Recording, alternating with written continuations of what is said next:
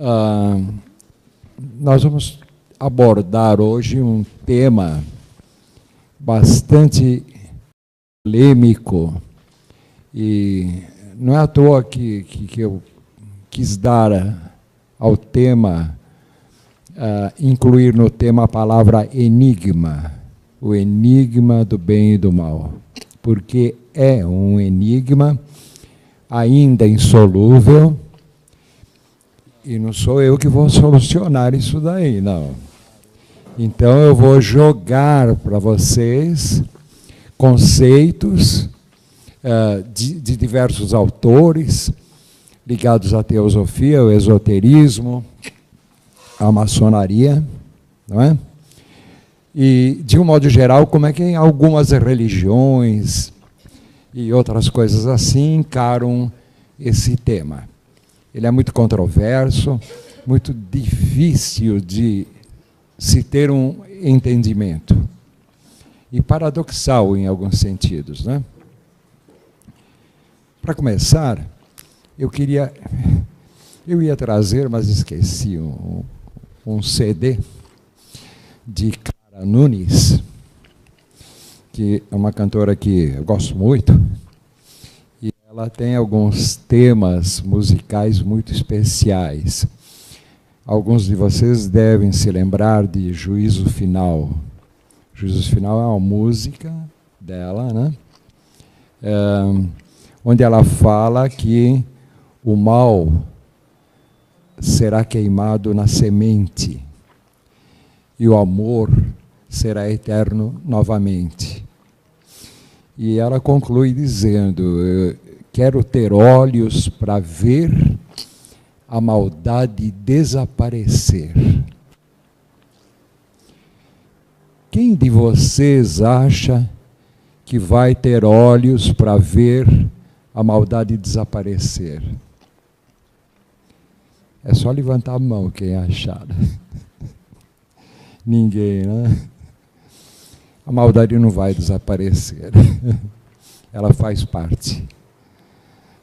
E é isso que nós vamos tentar expor para vocês nessa palestra bastante teórica e bastante difícil de entendimento.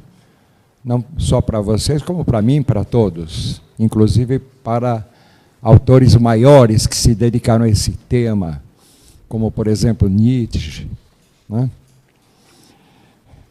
Como Paulo de Tarso, São Paulo, quando ele dizia que o bem que eu quero, eu não faço, e o mal que eu não quero, eu faço.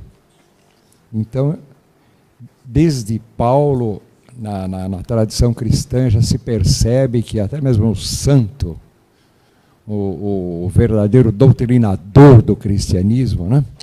Ele já reconhecia que ele não fazia o bem que ele queria fazer, e o mal que ele não queria fazer, ele fazia.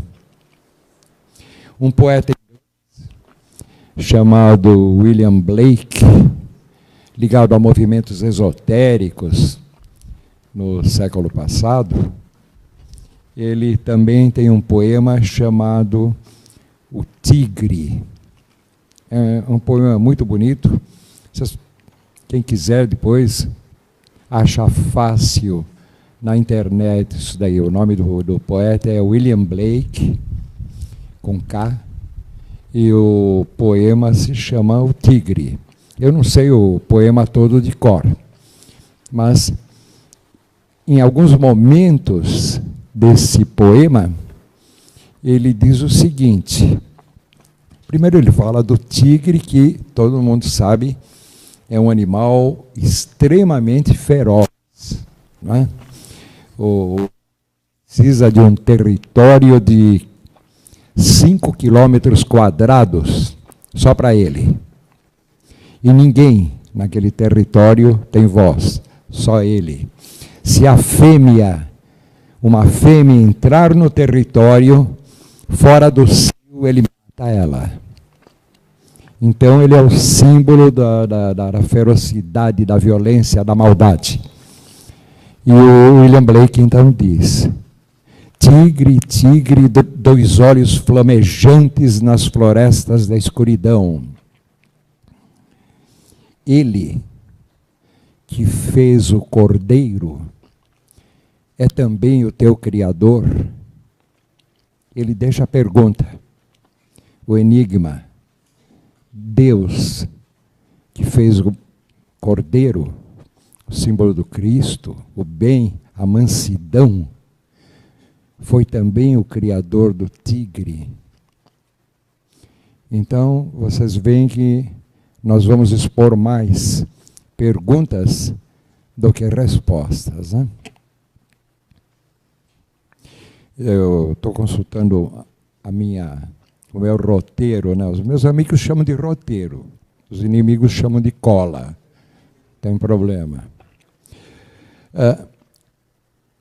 Em parte, a questão do bem e do mal é bem estabelecida pelas leis herméticas. Hermes Mercúrios Trismegistus, que foi quem trouxe o conhecimento para a humanidade, segundo as tradições mais antigas, né? O hermetismo, ele nos legou as 7 grandes leis herméticas, ou as 7 grandes leis universais, e uma delas é a lei da polaridade. Tudo tem polos. Os polos são os opostos. E os opostos não são coisas diferentes, são a mesma coisa. Então, por exemplo, frio e calor é a mesma coisa, é temperatura. Quando ela vai para um polo, é o frio, quando ela vai para outro, é o calor. Luz e trevas também são polos. É o polo da visão. Só existem as luzes e as trevas porque nós temos um olho, um sentido capaz de captar essa energia que circula. E quando ela está ausente, é a treva, quando ela está presente, é a luz. E tanto a luz como as trevas são obrigadas a conviver juntas. Porque quando há apenas luz, não enxergamos nada. E quando há apenas trevas, também não enxergamos nada. O jogo da vida é o contraste entre a luz e as sombras que ela projeta.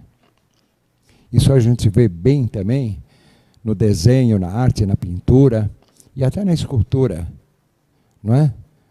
Uma escultura de vidro transparente, ela não tem graça. Por isso que sempre se escolheu para a escultura pedras escuras, para dar aquele jogo de luz e de sombras. Desenho também. Todo mundo que pega um lápis na mão e tenta desenhar um rosto, ou uma flor, ou uma paisagem, sabe que é o jogo, o contraste entre as duas coisas que forma a imagem. E na vida também. O bem e o mal são os dois polos que formam o jogo da vida. Na maçonaria, isso daí é representado. Quem já foi num templo maçônico, numa loja maçônica, deve ter percebido que o chão forma um quadriculado de pedras ou ladrilhos brancos e negros, ou brancos e marrons, não importa, de duas cores contrastantes. Isso tem várias interpretações. Os autores maçônicos interpretam de muitas formas diferentes. Mas, de um modo geral, ali está presente a polaridade, né? A segunda lei hermética, a lei da polaridade, que na maçonaria nós chamamos também, e na teosofia, de dualidade. Daqui a pouco nós vamos falar sobre a polaridade e a dualidade. E é interessante notar dentro dessa simbologia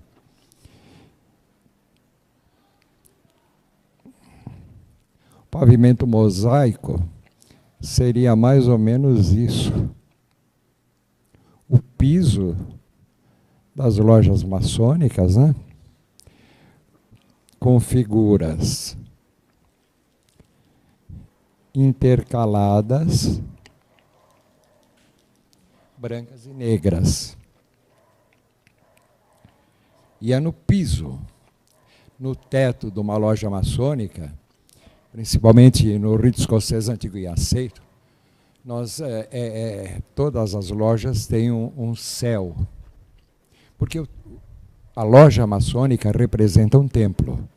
E o templo representa o universo. E nesse universo, então, nós temos o teto, que é o firmamento, e o chão, que é a terra, que é o plano manifestado da matéria, espírito e matéria. E na matéria, a representação da matéria é justamente a dualidade. Pode representar também outras coisas, como a convivência dos contrários, como a necessidade de entender o oposto. Tem várias interpretações. Mas tem relação com o bem e o mal, sempre. Na tradição religiosa, nós encontramos várias figuras relacionadas com isso, com o bem e o mal. Na tradição cristã, nós temos São Jorge enfrentando o dragão e matando o dragão. O que isso significa? Significa a vitória do bem e do mal. Ele mata o dragão. Na tradição da Índia, nós temos Maitreya. Maitreya será o último dos avataras. O que é um avatar? Um avatar é um ser especial que vem de tempos em tempos para reavivar a lei espiritual, ou então para trazer modificações na lei espiritual. Então, avataras foram Buda, por exemplo, né? Jesus e outros grandes mestres, inclusive um que eu já citei aqui, Hermes. Eles vêm para afirmar a lei, para reavivar a lei. E na tradição da Índia, já vieram muitos avatares, Krishna, Rama e outros, né? Buda, que também faz parte dessa tradição. E tem um que ainda não veio, que é o Senhor Maitreya. E, segundo a tradição, um dia ele virá para acabar com o mal. Então, ele é muito semelhante a São Jorge. Só que São Jorge, na tradição cristã, no passado, ele matou o dragão, mas o mal continua existindo. Então, fica um negócio meio esquisito, né? Meio paradoxal.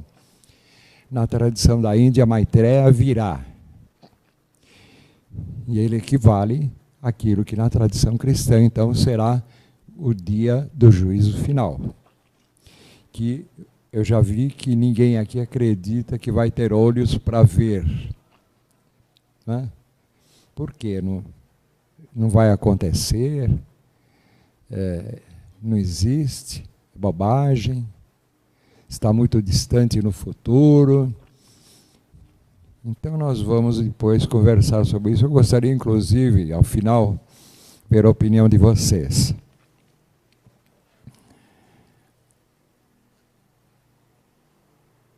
O bem e o mal, eles surgem na tradição cristã justamente quando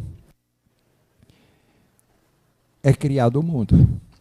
Deus criou o mundo em 7 dias, que hoje nós sabemos que não foram 7 dias, foram 7 períodos, né?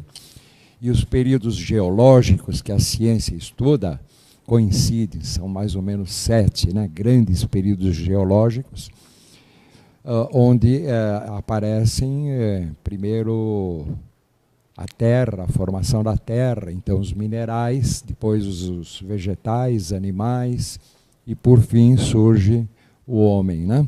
Isso, de um modo simbólico, é dito que Deus cria, tira do barro, e o homem realmente é tirado do barro, né? Da terra, né?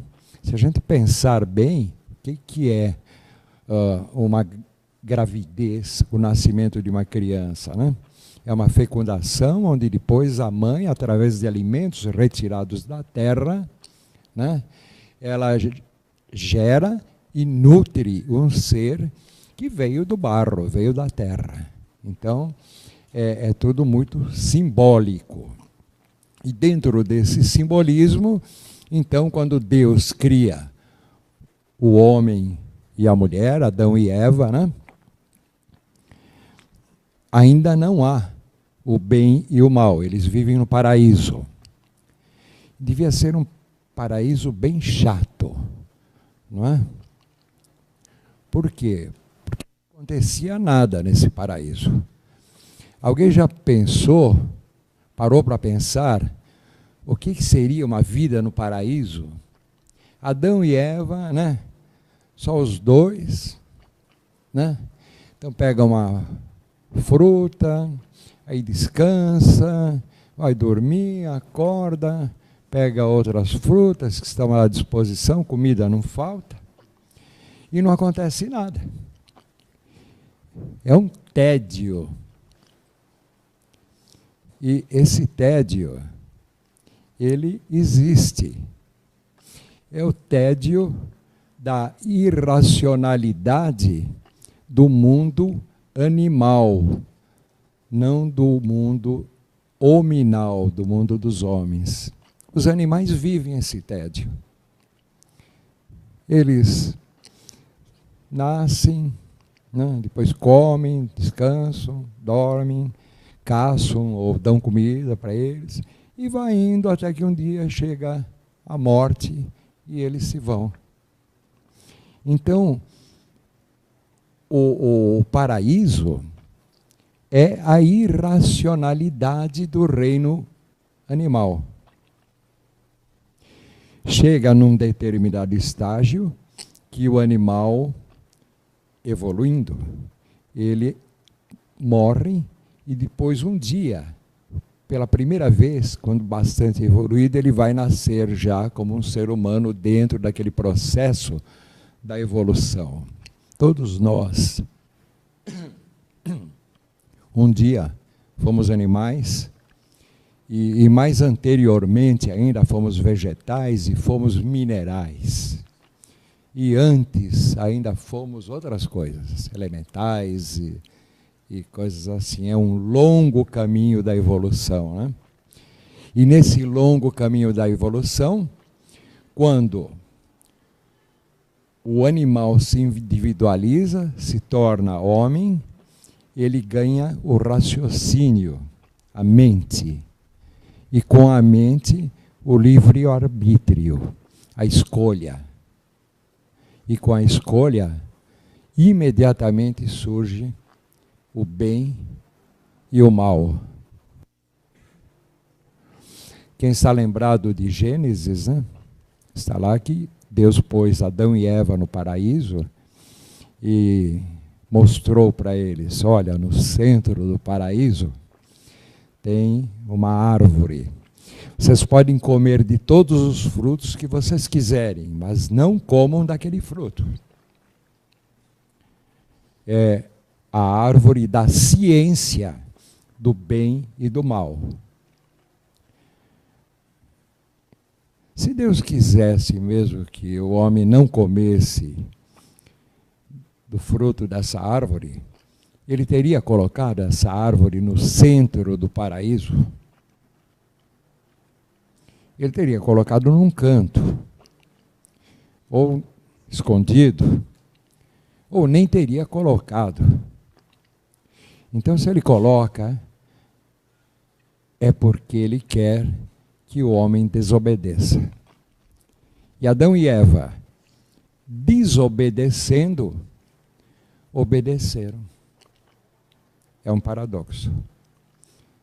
Eles desobedecendo, eles obedeceram ao desígnio do Criador, que tinha colocado a árvore lá para que um dia eles desobedecessem, pudessem desenvolver a capacidade de escolha, tivessem o livre-arbítrio e aprendessem, então, a trabalhar com o bem e o mal. O trabalho com o bem e o mal é um trabalho aparentemente ingrato, mas não totalmente ingrato. Nós, muitas vezes, imaginamos que mal é apenas, por exemplo, ficar muito doente, né? Sofrer um acidente grave, mas o mal está presente nas coisas boas também. Por exemplo, um atleta, né? Treinar 8 horas por dia é um mal, não deve ser gostoso. Depois ganhar uma medalha, ver reconhecido aquele trabalho que ele teve, é um bem. Então a gente começa a ver que o bem e o mal são, como no desenho, as duas cores que fazem a vida, a forma, a beleza. Né? Um estudante que tem que decorar um monte de coisa lá, então, né, mas, né, as crianças, né, para elas, eu tenho um neto agora que se queixa lá, que é das aulas de matemática, tal, tem que decorar aquilo lá, não sei o quê. Mas depois, quando eles aprendem e começam a aplicar aqueles conceitos, aquilo se torna um bem. Então vocês veem que o bem e o mal são quase que necessários. Bom, nós falamos do paraíso, de Adão e Eva. É claro que a Bíblia, assim como todas as outras tradições, se lida literalmente, é bobagem. Mas existe uma interpretação, são metáforas, são simbolismos. E tudo aquilo que a gente não consegue falar muito bem através de um raciocínio lógico, nós usamos metáforas, nós usamos símbolos. A simbologia e o uso de metáforas facilitam por demais o entendimento das coisas espirituais. Rosso de Luna é um escritor espanhol. Ele escreveu, inclusive, uma biografia de Madame Blavatsky, intitulada Madame Blavatsky, uma mártir do século XIX. É um escritor muito bom, eu gosto muito das histórias dele. E ele traz umas metáforas lá, muito boas. Eu quero passar uma delas para vocês. Se chama A Verdade e a Mentira. A verdade e a mentira fazem parte desse jogo do bem e do mal. Bom, Rosso de Luna diz que no último dia da Idade do Ouro, a verdade adormeceu e à noite a mentira entrou furtivamente no lugar onde ela dormia e roubou as vestes alvas da verdade, as vestes brancas da verdade, deixando lá aquelas roupas espalhafatosas da mentira. E quando a verdade acordou de manhã, não teve outro jeito. Ela teve que vestir as roupas espalhafatosas da mentira. Enquanto a mentira andava por aí com as roupas alvas da verdade. E os homens se confundiram. Em qual das duas acreditar? Ou como diferenciar agora uma da outra? E aí eles estabeleceram o seguinte: a verdade, com as roupas espalhafatosas da mentira, nós vamos chamar de metáforas, símbolos. E a mentira, com as roupas alvas da verdade, nós vamos chamar de ilusão, maya. Porque é isso mesmo. A ilusão das coisas impermanentes é justamente isso. É a mentira com as roupas alvas da verdade. E os símbolos, as histórias, as metáforas, Adão e Eva, o paraíso, São Jorge, Maitreya, são a verdade com as roupas espalhafatosas da mentira. Então eu acho que isso daí é uma boa chave para entender essas coisas. Bom, então o homem passou a ter o livre-arbítrio, quando ele comeu do fruto da árvore do bem e do mal. Aí ele tinha escolhas. Alguns contestam e dizem que não, tudo é determinado. Eu ouço muito falar por aí, não, nenhuma folha cai sem que haja o consentimento de Deus. Outros dizem, não, nós temos o livre-arbítrio, nós temos escolhas. E vocês, o que acham? Quem acha que... Eu vou pedir para levantar a mão, quem acha que nós temos livre-arbítrio? Ninguém? 1, 2, 3, 4, 5... E quem acha que tudo está determinado? Mas não são os mesmos. Né? Você levantou uma mão e levantou a outra. Tá bom. Então, depois, no final, a gente pode até conversar sobre isso. Né? É interessante essas coisas.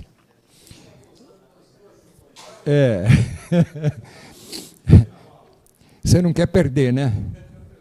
Tá. Então, é um problema bastante... Por isso que faz parte de um enigma, né? De um paradoxo. Eu também não tenho a verdade, não. Só estou falando aqui. Bom, mas... Vamos, então, entrar nessa parte que é muito interessante. Para cá? Por quê? A câmera não me pega? Tá. Então, não faço questão. Mas eles fazem.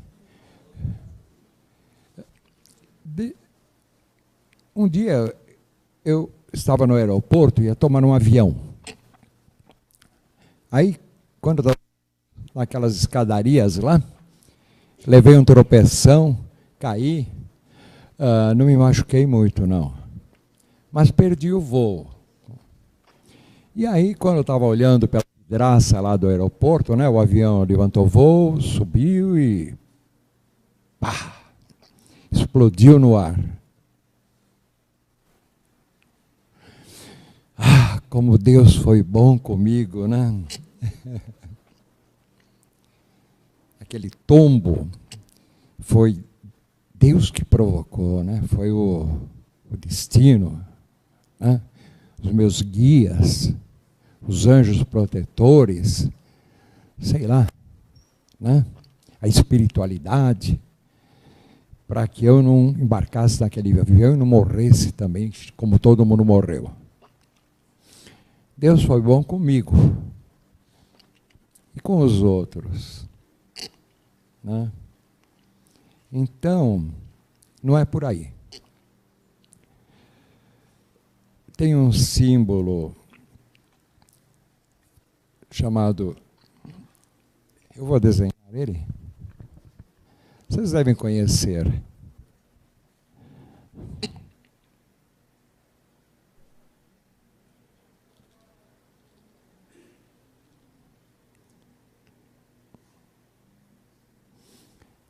Ele é todo escuro numa das partes e é todo claro na outra.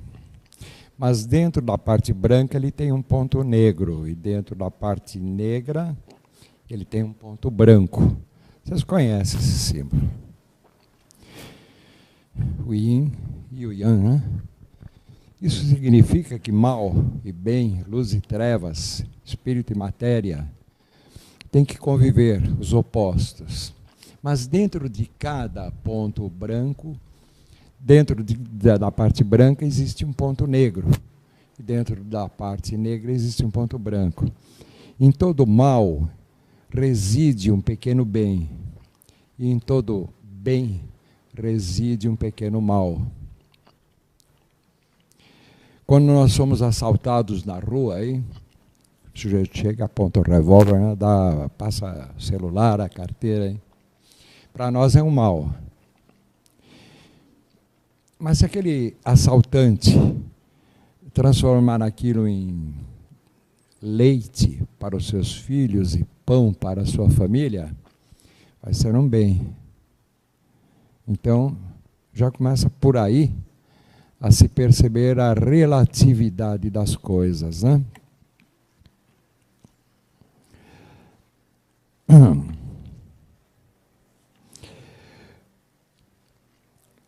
Ainda com relação a isso, eu gostaria de falar sobre as 3 virtudes de Deus, para depois apresentar as conclusões teosóficas desse trabalho.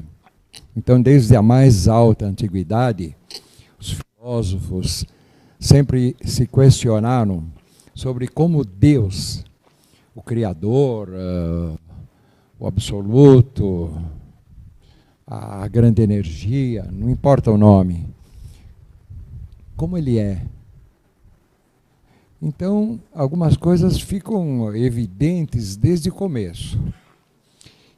Vou voltar para a câmera. Pronto. Não vou sair daqui. Algumas coisas ficam evidentes desde o começo. Deus não é aquele velho de barba branca que a gente costuma ver. Aquilo é um símbolo, né? É uma metáfora. Porque um Deus que precise ter um corpo não é um Deus. Se ele precisa ter pernas, braços, olho, não é um Deus, né? Um Deus é alguma coisa espiritual. Espírito não tem forma. Mas aí vem aqueles questionamentos. Deus é bom ou é mau? Deus é justo. E a justiça está acima do bem e do mal. É Deus que criou o bem e o mal. E ele tem 3 virtudes inquestionáveis. Em qualquer religião que você se apoie, em qualquer filosofia, aparecem essas 3 virtudes E essas eu duvido que tenha alguém aqui que não concorde com elas. Deus tem que ser onipotente, onipresente e onisciente, senão não é Deus. Alguém não concorda com isso? Concorda. Ele concordou, então, não. Eu acho que todos concordam. Para ser alguma coisa como Deus, tem que ter essas três características, essas três virtudes. Tem que poder tudo, tem que estar presente em tudo e tem que estar ciente de tudo. Agora, isso é importante, vamos fixar isso daí, né? E vamos tentar fazer eu não sei, pega bem a tela lá?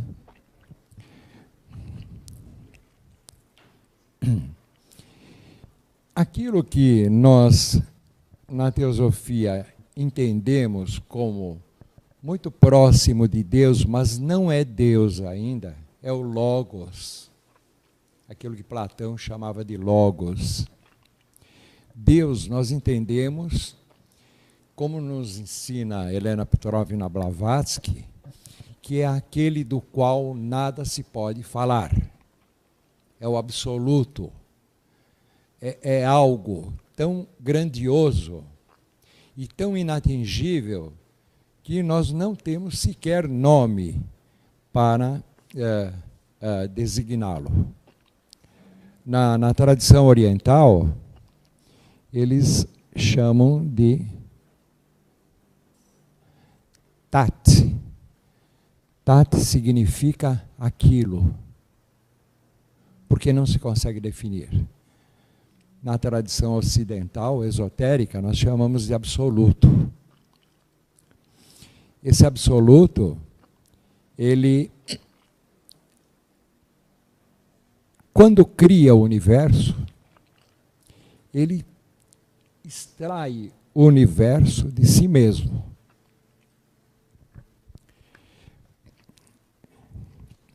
Desde os filósofos gregos, né, se perguntava, mas Deus, quando cria o universo, de onde ele tira o universo? Não, ele tira do nada. E aí Anaxágoras, dizia assim, do nada, nada se tira. Do nada, nada sai. É uma impossibilidade lógica querer tirar alguma coisa do nada. Então Deus, quando cria o universo, tira o universo dele mesmo. Ele se transforma no universo. Como Deus é imanente e transcendente, na sua imanência ele permanece no universo. Ele é o universo. E como transcendência, ele fica além do universo também, como a inteligência que administra o universo. Esse é o absoluto, né? E o universo e Deus são as duas faces de uma mesma moeda. Esse absoluto cria o universo. Nesse universo surgem as estrelas, surgem os planetas, surge a matéria, né? Tudo isso tem ciclos de vida, né? As estrelas também nascem. E não nasceram logo que foi criado o universo, não, demorou para elas se formarem. Hoje os cientistas que estudam a cosmogênese, Big Bang e outras coisas, no começo não havia. Era um aglomerado de partículas que depois começaram a tomar forma e tudo mais, né? Então, um dia foi criado o nosso sistema solar. E o sistema solar, então, ele também, na sua parte espiritual, ele tem um logos solar, que não é Deus. Mas para nós que vivemos o sistema, é alguma coisa muito próxima de Deus. Em relação ao universo, não. Porque assim como o Sol, nós temos só na nossa galáxia 200 bilhões de sóis. E depois tem 200 bilhões de galáxias. E então, então ele também é um nada. Mas para nós que vivemos aqui, é ele que nos aquece, que nos manda a sua energia criadora. Sem a luz solar e outras energias ocultas que ele nos envia, o prana, kundalini, fohatsi, não haveria vida sobre a Terra, não haveria fotossíntese, não haveria calor, não haveria nada. Então ele é o grande sustentador. O Berto Roden, escritor que eu gosto muito, ele dizia: o Sol, esse astro tão potente, capaz de sustentar um sistema planetário, e tão delicado, capaz de beijar uma pétala de flor. Berto Roden. Esse Logos, então, que é o espírito, a parte espiritual do Sol,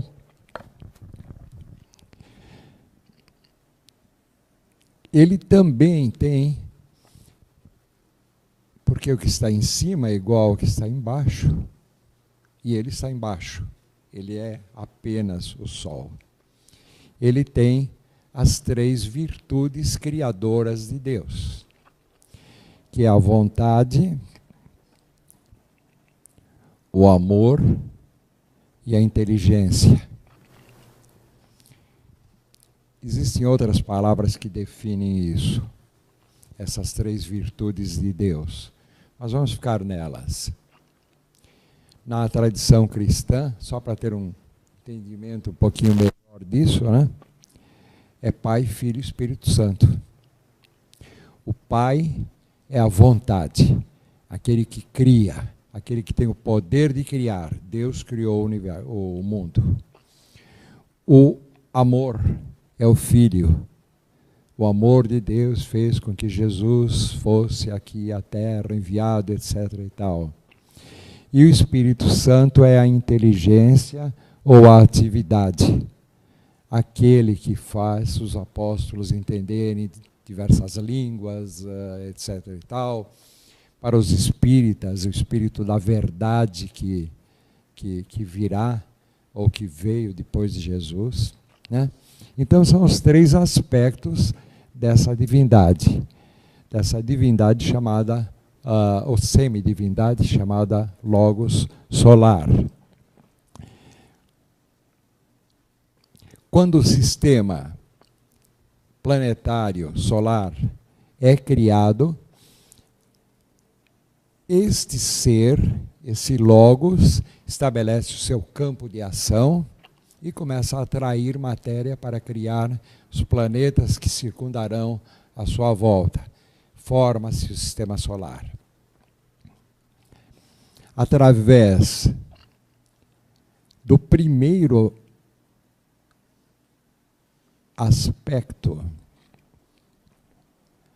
deste, que é a vontade, se cria os diversos planos da matéria.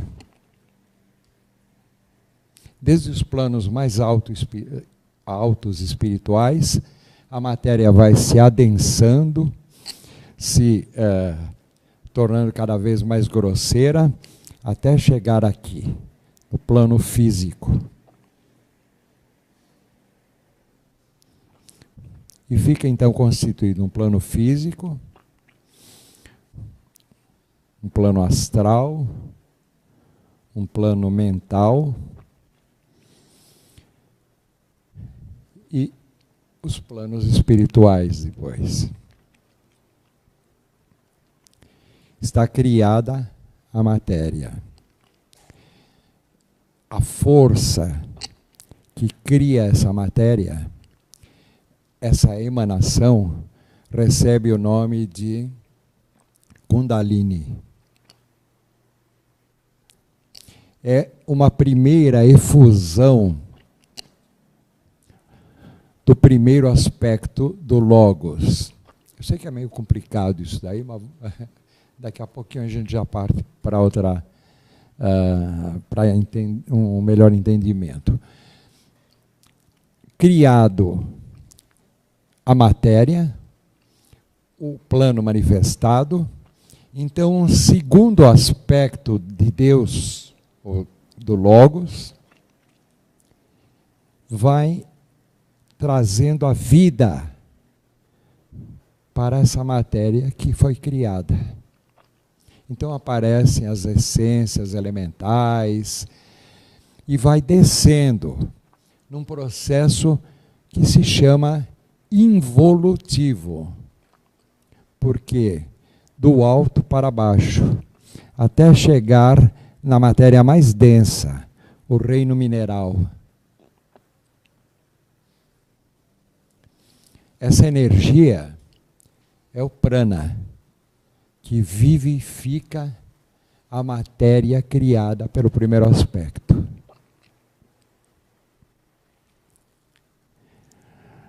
A partir desse momento,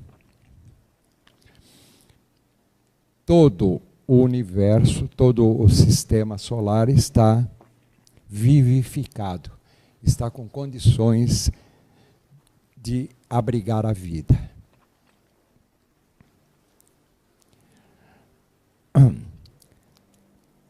E aí começa o caminho de volta ao Pai, como Jesus nos explicou em suas parábolas, né?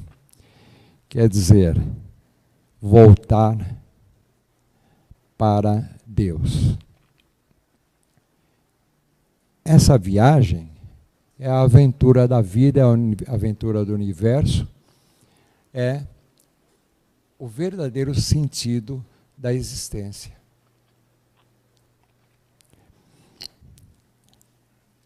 Eu gosto de brincar e falar algumas coisas assim que recebo até críticas, né? Mas tudo bem, vamos brincar com isso daí. Vamos imaginar alguém que idealiza uma bicicleta que nunca tenha sido inventada, e aí ele resolve construir. Ele constrói a bicicleta. Depois que a bicicleta está pronta, perfeita, testada, tudo mais, né? O que ele tem vontade de fazer? De andar na bicicleta, né? Ele criou a bicicleta, idealizou, aperfeiçoou, mas ele ainda não vivenciou a experiência da bicicleta. Então, eu imagino que Deus faz isso. Ele criou toda essa matéria, aí com o aspecto amor ele vai vivenciar essa matéria. Então dele se desprende em pequenas partes, chamadas mônadas, centelhas do grande sol, e que mergulham nessa matéria até no reino mineral, para depois evoluir e voltar a ele, a volta ao Pai, enriquecida, essas mônadas, pela experiência da vida, de andar de bicicleta, né? Eu vejo mais ou menos assim. E aí, Deus então está presente no mineral. Diz que Deus sonha no mineral, né? Depois ele passa a sentir alguma coisa no vegetal e ele vive depois no reino animal e um dia ele vai chegar no reino hominal, nós, a humanidade. Neste ponto em que, no ponto exato em que ele deixa de ser um animal para passar a ser um homem, através de uma morte e uma reencarnação, daqui, do Logos, surge uma nova força chamada Fohat, uma energia chamada Fohat, que desce. Vocês viram que essa daqui desceu para cá, esta desceu e subiu até aqui. Agora aqui elas se encontram. Fohat. Fohat é a energia que vai dar a consciência ao homem, a inteligência, o livre-arbítrio. O paraíso de Adão e Eva é aqui. Para cá, a existência do Éden, para cá, a saída do paraíso. Pelo livre-arbítrio, pelo determinismo, pelo jogo do determinismo e do livre-arbítrio, pelas escolhas, o homem é expulso do paraíso. E aí ele vai progredir nos reinos supra-humanos até voltar a Deus. O mal, então, verdadeiramente, também surge aqui. Em todo esse percurso não existia o bem e o mal, porque não existia o ser humano. E sem o ser humano, não existe o bem e o mal. Na natureza, não é bem e mal o passarinho comer o inseto, o gato comer o passarinho, a onça comer o gato. Existe uma escala, né? Faz parte da vida, dos instintos. Não há... até que se alcance a racionalidade, o livre-arbítrio, a consciência, não existe mal. Não há sofrimento antecipado, não há preocupações. Vocês não veem um bicho deprimido, né? Se apontam uma arma para um cachorro, o que acontece? Ele fica olhando para a arma, né? Por quê? Porque eles não têm, eles vivem no paraíso da irracionalidade. Nós aqui, o bem e o mal, então, é um conceito, é um foco, é uma visão tipicamente do homem, do ser humano. Mas se Deus nos deu o livre-arbítrio, que você concorda pela metade, né? E há alguns outros aqui concordam pela metade, outros não concordam, né? Deus tem 3 características inquestionáveis que nós falamos aqui, né? Que seriam a onipresença,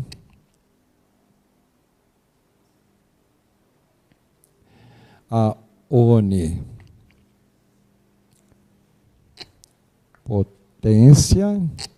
e a onisciência,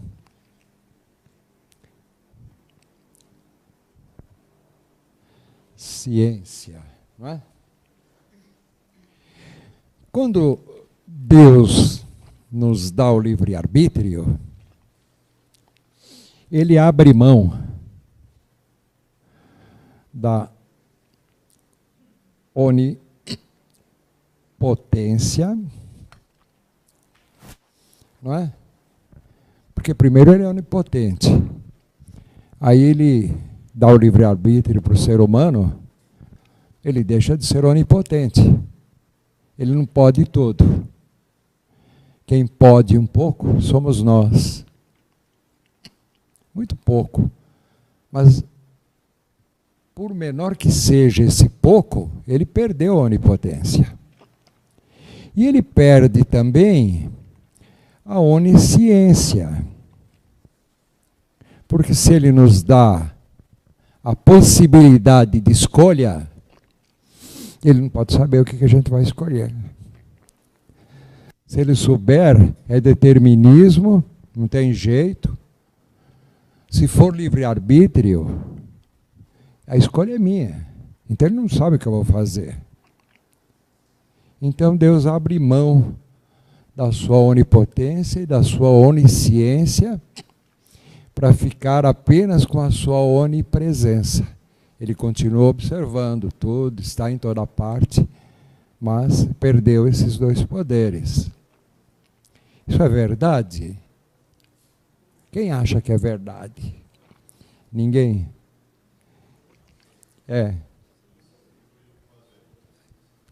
A verdade é sempre relativa, né? Então, essa também é uma verdade relativa. Por que que ela é relativa? Porque Deus estabelece as leis que regem o universo. E uma dessas leis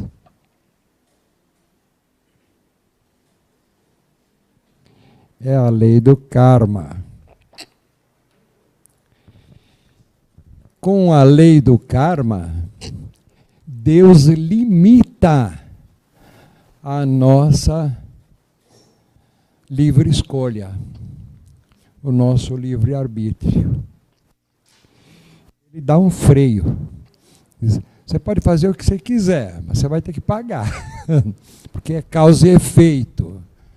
Então, você joga uma peça, mas Deus já se antecipando no tabuleiro de xadrez, ele diz, você jogou para cá, agora você tem que ir para lá.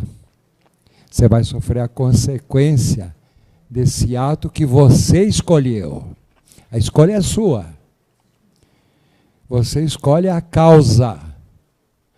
O efeito, Deus continua escolhendo através de uma lei, que é a lei do karma.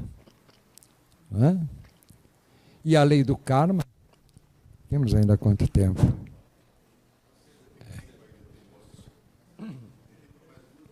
Mais 2 horas? Até meia-noite? Não, eu também eu não vou falar demais, senão cansa, né? Mas eu gostaria de entender um pouquinho mais a lei do karma agora, né? Porque o que é essa lei do karma? A lei do karma no plano físico são as leis de Newton, tal, né? Da ação e da reação, plenamente entendido e não questionável. No plano espiritual se questiona, mas é bobagem questionar. A gente vê isso daí no dia a dia e é através dela que nós entendemos o mundo. Então, quando a gente vê uma pessoa que está sofrendo muito, às vezes diz, nossa, Deus é injusto, faz essa pessoa sofrer. Deus não é injusto, né? É a lei do karma. Mas ela não fez nada para merecer nisso. Não fez nada nessa vida e nas outras vidas. Então, tem que ter um entendimento de todo esse processo, né? Essa imagem aqui, ela existe em livros teosóficos, vocês podem até no Google procurar depois. Ela explica o universo praticamente, né? O que Blavatsky tentou explicar em um livro de 6, em 6 livros, né? A síntese é isso daí, né? Da cosmogênese e da antropogênese. Bom, a gente estava falando da lei do karma, né? Então, o karma é uma coisa interessante, porque não existe só um tipo de karma também. Tem um dos mestres de sabedoria, que a sociedade teosófica acompanha e segue e respeita, né? Ele dizia, numa das cartas enviadas a Blavatsky, que ele estava estudando a lei do karma há 26 anos e não tinha entendido tudo ainda. E era um mestre de sabedoria. Imagine nós para entender essa lei, né? É muito complicada. Então nós vamos falar um pouco sobre ela, né? Mas aquele pouco bem limitado que nós conseguimos falar, porque tem muita coisa a mais aí que nós não fazemos nem ideia. Existe um karma em primeiro lugar, individual. O karma individual é o karma de cada um. Cada um de nós tem o seu karma. Esse karma individual, ele já se divide em um karma que você traz de vidas anteriores e um karma que você gera nesta vida. Então são dois karmas diferentes. É devido ao karma de vidas anteriores que muitas vezes nós dizemos que Deus é injusto. Por quê? Porque a gente não conhece, nem nós conhecemos a nossa vida anterior, nem conhecemos a vida anterior dos outros. Então, quando nós vemos uma pessoa sendo injustiçada, sofrendo, uma pessoa que sempre foi boa, mas está sofrendo tanto, foi boa nessa encarnação, nas outras a gente não sabe como que ela agiu, não é?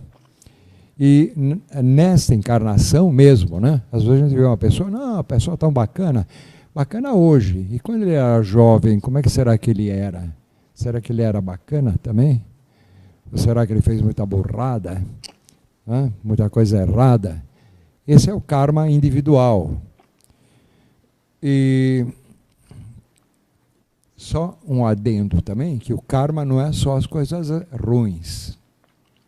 Quando nós vemos alguém também numa boa, né, uma saúde perfeita, gozando a vida, aí, tendo dinheiro para viajar, isso também é karma. Porque o karma é um livro de crédito e débito, que nem um cartão, né? Então você pode ter débitos e créditos, né? O que você fez de bom, o que você agiu corretamente, são créditos que você ganha, né? O que você fez de ruim é débito que você vai ter que pagar. Mas não tem só o karma individual, tem o karma também coletivo. E o karma coletivo é, por exemplo, o karma de uma família. É o karma de uma instituição, a Sociedade Teosófica. Este instituto aqui tem o seu karma. É o karma de uma cidade. É o karma de um país. É um karma de um time de futebol. Existem karmas coletivos. E uma vez eu fui numa palestra, um irmão nosso, ele falou umas coisas que eu não esqueci mais, como exemplo de karma coletivo, né? Eu achei muito interessante, gravei. São Paulo vai chegar daqui a um mês ou dois, a época das grandes chuvas. E aí começa a ter inundações e tudo, né? Então, aquilo atinge as pessoas coletivamente. É um karma coletivo. Mas não é igual para todo mundo. Durante uma grande tempestade, como aquela que está acontecendo na Flórida, né? Então tem pessoas que morrem. Tem outros que perdem a casa, mas não morrem. Tem outros que não morrem, mas perdem um ente querido. Tem aquele que perde o automóvel. E tem aquele que mora num prédio lá com bastante estoque de provisões. Ele simplesmente está vendo aquela coisa acontecendo. Para ele não está acontecendo quase nada. O karma dele é que ele não pode sair para ir passear na rua porque está inundada. Então, o karma coletivo atinge uma coletividade de um modo seletivo. Tem essa questão. E agora a questão mais importante do karma. Existe o karma indevido.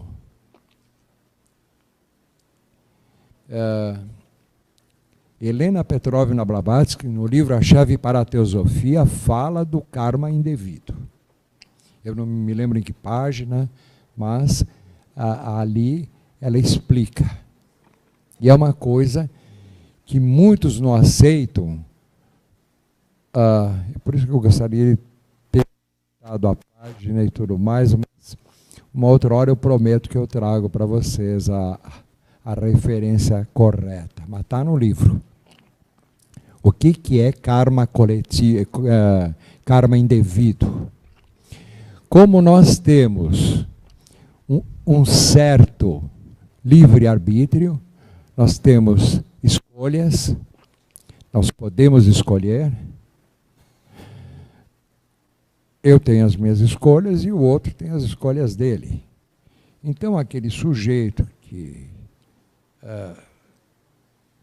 está morando lá na minha rua, ele resolve que vai me prejudicar, né? E me prejudica. Ele pode me prejudicar, não vou com a cara daquele sujeito. E ele pode furar o pneu do meu carro, pode dar veneno para o meu cachorro, né?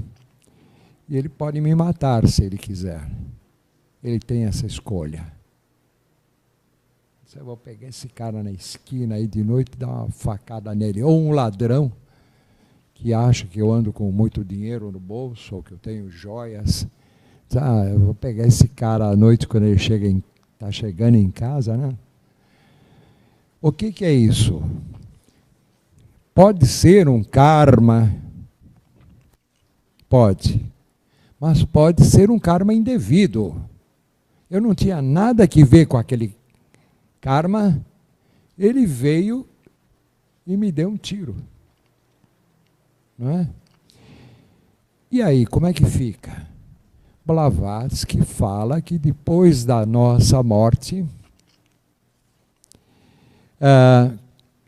nós passamos para o plano astral, vivemos lá um período, depois vamos para o plano mental, que ela chama de Devakan ou Devachan, que é um lugar onde nós recebemos a recompensa, uma espécie de recompensa de nossos sofrimentos aqui na Terra. Nesse período não atua a lei do karma. Ela vai atuar quando nós voltarmos. Mas esse período no Devakan pode ser menor ou maior, e ele é maior, muitas vezes, para compensar o karma indevido que nós sofremos aqui na Terra pela ação do livre-arbítrio da escolha do outro.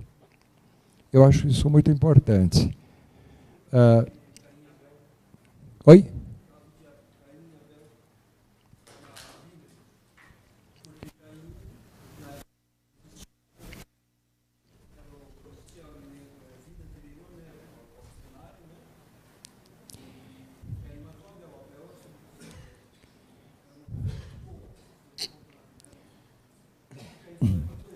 Certo. A Bíblia, ela tem que ser entendida como um livro de parábolas, metáforas, é a história daquela verdade, a Bíblia, com todo respeito, é uma mentira com as roupas da verdade, ou seja, é uma parábola, é uma metáfora, né? Então isso aí tem que ser entendido do ponto de vista de metáforas.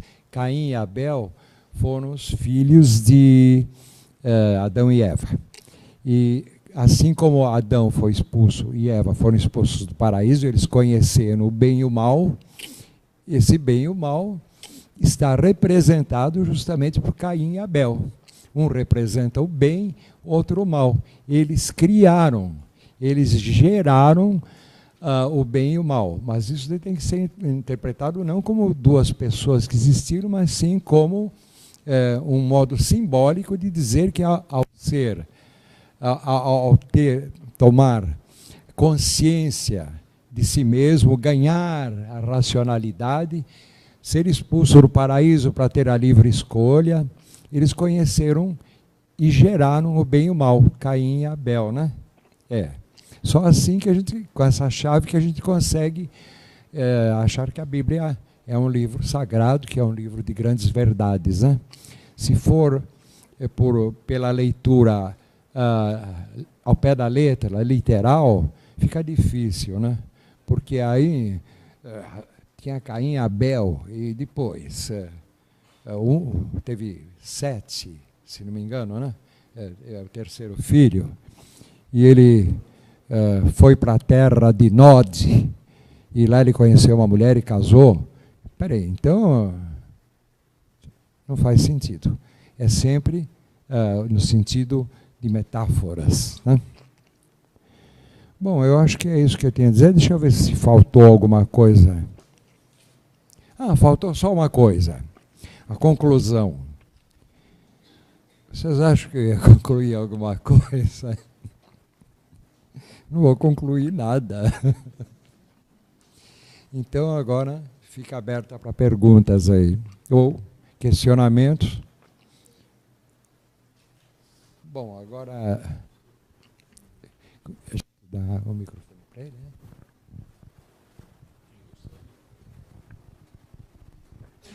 Olá, boa noite. O senhor estava falando de karmas, né? E, eu não sei, poderia falar sobre o karma coletivo da história do avião, por exemplo? Dar uma explicadinha.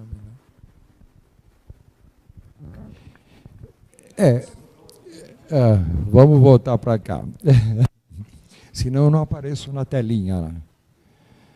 Não que eu faça questão, mas o programa exige, né?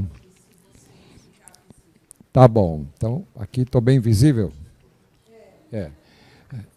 Obrigado pela sua pergunta.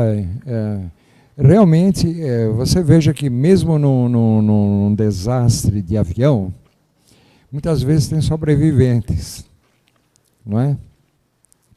Então, o desastre de avião a meu ver, eu estou falando por suposições, eu não sou o dono da verdade, pelo amor de Deus, né? Então, eu suponho que um desastre aéreo, ele atinge um karma coletivo de muitas pessoas que têm aquele destino de morrer. Mas alguns sobrevivem, não é? E se você vê outros acidentes, por exemplo, um desastre ferroviário ou rodoviário, um incêndio num circo ou numa boate, como aconteceu no Rio Grande do Sul há algum tempo atrás, você vê que tem casos de famílias que perderam 3 filhos lá, perderam todos os filhos. Outras famílias perderam um filho só, mas outros 2 conseguiram escapar ou não foram naquele dia no evento, não é? Outros saíram muito queimados e vão ter sequelas pelo resto da vida. Outros conseguiram escapar antes, fora aqueles que tinham planejado ir e na hora não foram, aqueles que foram barrados na porta de entrada, que esqueceram o dinheiro em casa.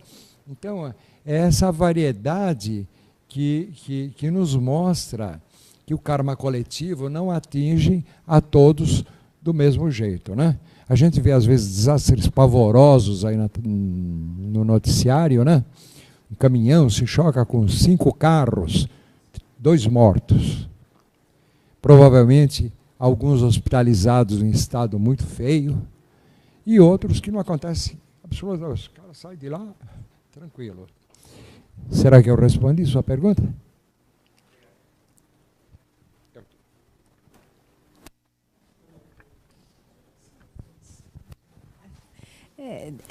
Quando você começou a falar do bem e do mal, aí eu lembrei, né, do joio e do trigo, né, que foi muito falado no Evangelho. E eu também li um livro do Masaharu Taniguchi, né, que é o fundador daquela religião Seichinoye.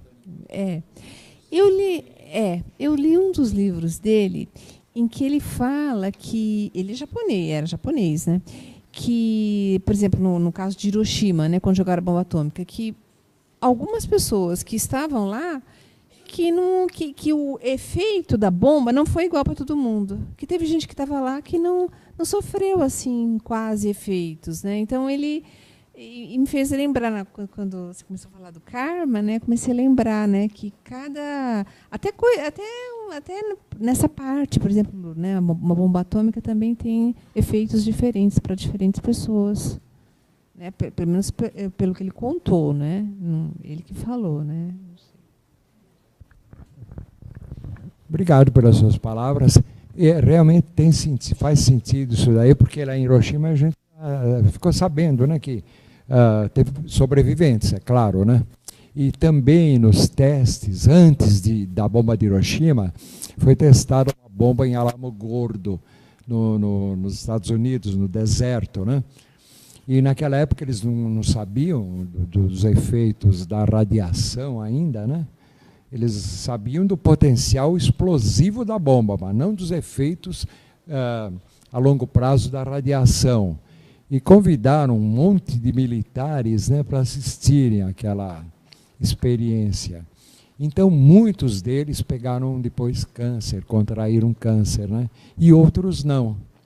Então, você vê que existe uma seletividade em tudo, né? Agora, tudo isso está ligado também a outras coisas, que é a propensão genética, né, as circunstâncias, sei lá, tem muita coisa em jogo. Então, por isso que é muito difícil simplificar, e perigoso também a simplificação, né? Mas é interessante notar isso daí. Obrigado.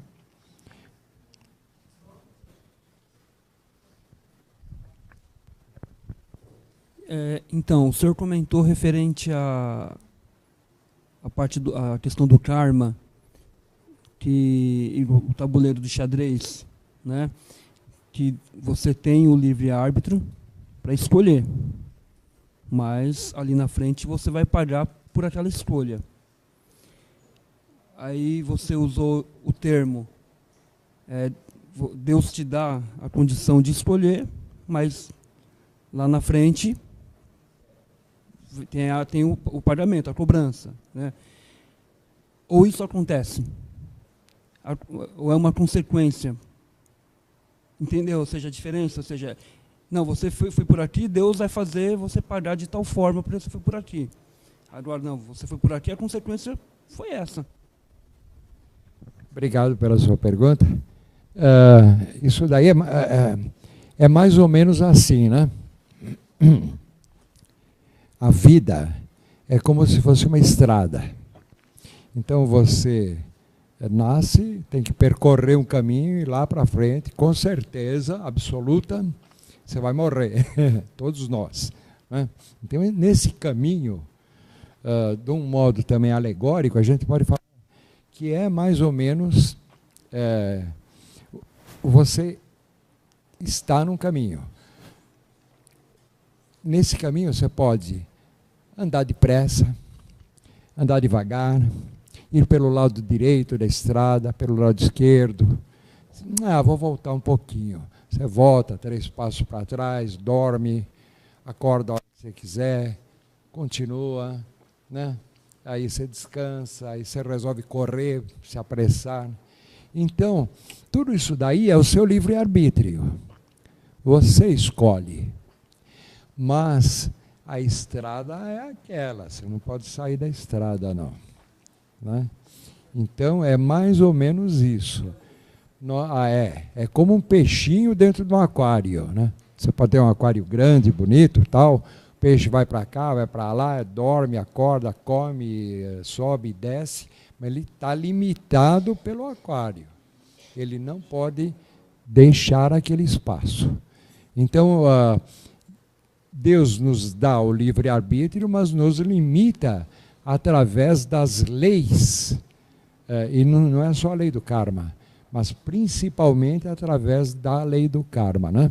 Das outras leis, Hermes Trismegistus, ele enuncia basicamente 7 grandes leis universais. Todas elas determinam o que nós podemos fazer e o que nós não podemos fazer. Tá bom?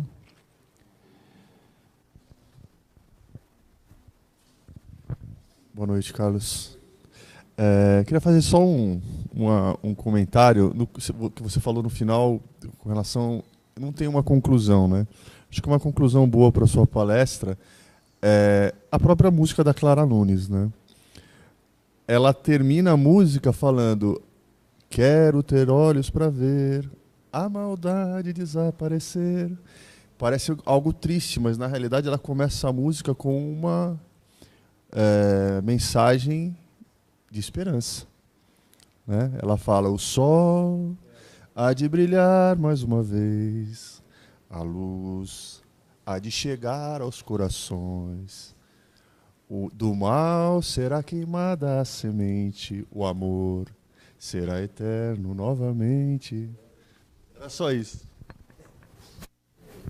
É verdade. Agora, justamente pensando nessa... Eu gosto muito dessa música. Vejam bem, se alguém está lembrado ainda desse esquema, aqui nós ganhamos a racionalidade e vamos ter que continuar convivendo com o mal até voltarmos a Deus. Então, quando nós estivermos aqui muito próximo, isso vai demorar alguns bilhões de anos ainda, e vamos ter que passar por muitas encarnações, né? Quando nós chegarmos nesse nível de perfeição, o mal desaparece. Mas ele desaparece no exato momento que a gente volta para Deus. Então ele fica um segundo, né? Claro que ele vai diminuindo aqui, e aqui ele cessa. E quando ele cessar aqui e nós voltarmos para Deus, o universo se desfaz, o universo entra num repouso que a gente chama de pralaya, e aí começa um novo manvantara. Quer dizer, começa de novo tudo isso, com outras variações e tudo mais, né? Mas, então a gente vai ficar vendo o mal desaparecer num segundo apenas, em todos esses bilhões de anos, não é? E quando nós voltarmos nesse segundo, esses períodos enormes são chamados na Índia de os dias e as noites de Deus, os dias e as noites de Brahma, né? Então, quando num novo dia de Brahma nós voltarmos para o reino vegetal e mineral e tudo mais, a gente vai estar livre do bem e do mal até chegar no estágio humano. Entrou no estágio humano, tem que ter o bem e o mal. E devemos agradecer, eu acho, a existência do bem e o mal. Senão seria aquele paraíso chato, onde não acontece nada. Quando você ganha uma medalha, que você salva uma vida, o Corpo de Bombeiro te dá uma medalha de honra ao mérito, tal, né? Você passou por um mal danado, você, né, arriscou a vida, provavelmente pegou infecção lá no córrego para salvar uma criança, né? É o mal. Depois vem a recompensa. Então, esse jogo é a beleza da vida, né? Você ter um filho que te desobedece e tal, depois você conversa com ele, explica, aí um dia ele te entende. É o mal e o bem, é o jogo. A vida é feita disso. Mais alguém quer fazer alguma colocação? Lá no fundo?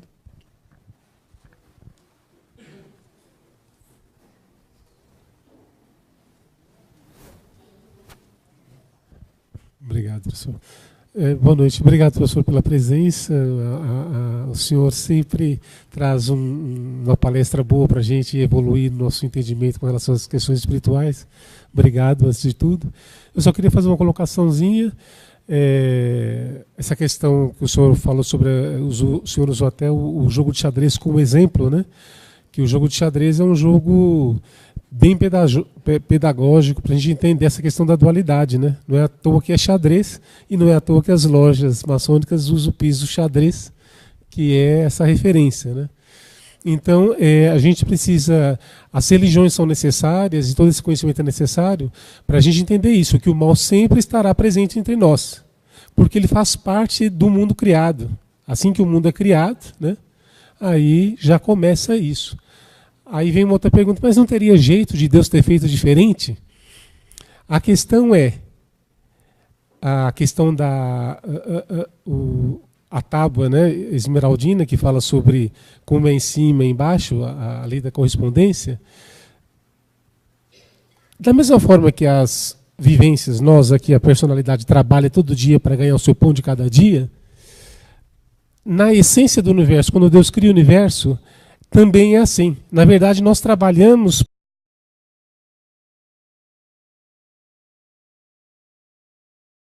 na hora, como o gênio da lâmpada, né? Eu quero comer, a comida aparecer. Eu quero me vestir, a roupa aparecer. Deus tem o poder para fazer isso. Mas ele faz com que as vivências tenham que trabalhar e sintam o peso disso, porque na essência do universo, quando o universo é criado, o próprio Deus já começa trabalhando. E o trabalho é o karma. Por isso que é ação e reação. Para eu poder gerar saldo para a vida, eu preciso ter o saldo. Como é que faz isso? É através da lei do karma. Quando a gente começa a entender isso, aí você vê o mundo com outros olhos e você evita cair em armadilhas dos malandros por aí, como é o caso de ideologias que falam que prometem que vão resolver o problema do mundo, né? A gente cansou de ver aí até a União Soviética caindo, foi um exemplo claro disso, né? Se caiu nessa ilusão de que tinha uma ideologia que ia salvar o mundo, né? E a gente vê que as próprias religiões, elas deixam bem claro que não é assim. Tem todo um processo que é esse que o senhor citou, que é mais profundo, né? As religiões citam isso de maneiras mais simplórias, né? Porque elas trabalham com o público, é a parte aberta, externa, né? É o exotérico, né? Essa parte já está bem já do esotérico, que é a parte interna, que o senhor concedeu hoje para nós entendermos isso, né? Então, as religiões falam disso, de que o mal vai estar presente. Aquele episódio de Caim e Abel, que Abel vai e mata, Caim vai e mata o irmão, e a Bíblia diz que o irmão, que é o caso de Abel, é um justo. Eu cansei de ver ateus falarem, esse Deus não presta, porque ele deixou isso acontecer, e no texto bíblico ainda fala que Deus falou, ai de quem pôr a mão no Caim, vai ficar pior do que ele. Ou seja, qual é a referência? Quando a gente entende que a Bíblia se trata de um livro espiritualista, aí você entende melhor isso, você não cai nessa revolta. Você entende que Deus fez isso porque é simbológico, ele está se referindo ao karma, o mal que existe no mundo por causa do karma. Então nós precisamos entender isso. Então a maneira de lidar com a vida, com o mundo, com o universo e com o mal, é entendendo tudo isso, né? Claro que revolta, a gente revolta enquanto personalidade, ninguém quer ficar sofrendo, e nem é para gostar de sofrer, mas tem que aceitar a essência do que vem a ser esse sofrimento, que é a questão do karma, né? São leis. Não adianta você fugir, senão você cai em armadilhas, e como a humanidade caiu agora no século XX, de cair em ideologias que vão te prometer coisas, aí você vai ver, era por ilusão. Mas quando a gente tem acesso a esse entendimento, aí você entende qual é o caminho correto a seguir, né? É aceitar o karma. Aceita o teu dharma. Ok? Obrigado pela oportunidade.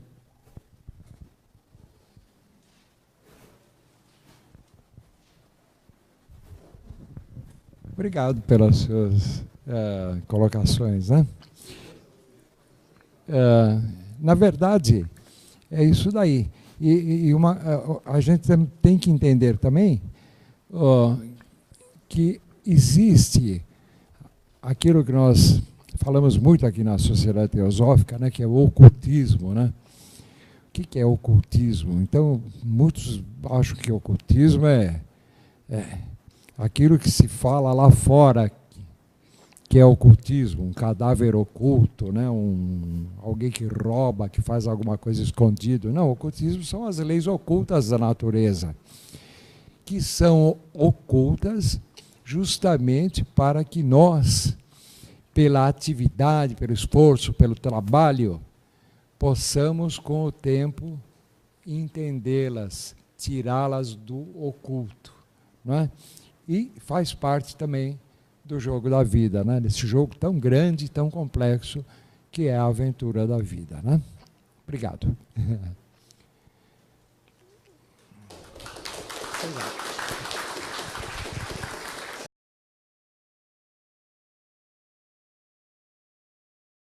Falar de uma forma